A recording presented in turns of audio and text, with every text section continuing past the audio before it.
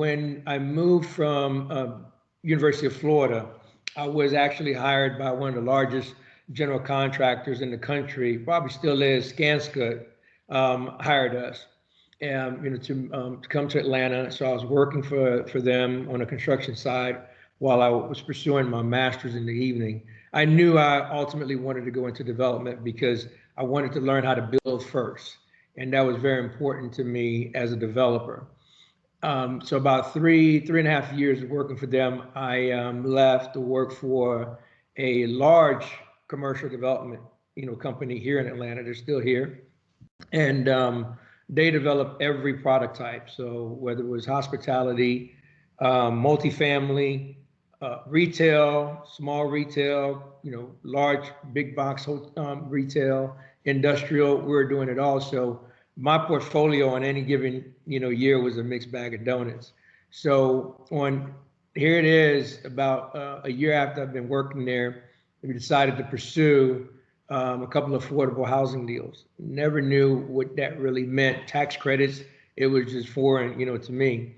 And so it was baptism by fire. We actually were awarded the deals by purchasing the general partnership interest of a group who had already been awarded the deals. Okay, they submitted the applications to both the state of North Carolina and in Georgia.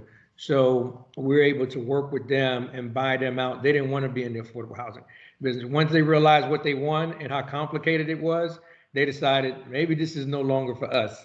And being who we were, we decided, hey, let's go for it. It's housing, it can't be that complicated. Well, that was definitely a lie.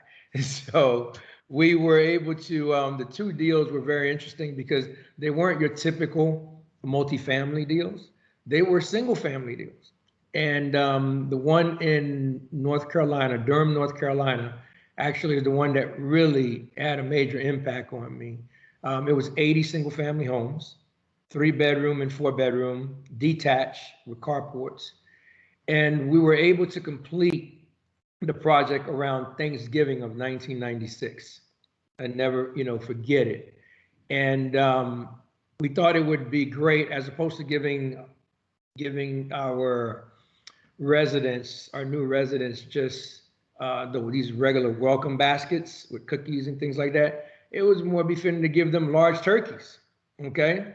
And everybody was happy to get a real nice sized turkey. And so I was there to actually assist our management team, pass out those turkeys. And for me, some of those first residents actually teared up when they walked into their homes. Most of them lived in public housing. And if they didn't live in public housing, they really lived in probably very subpar housing, throughout their lives.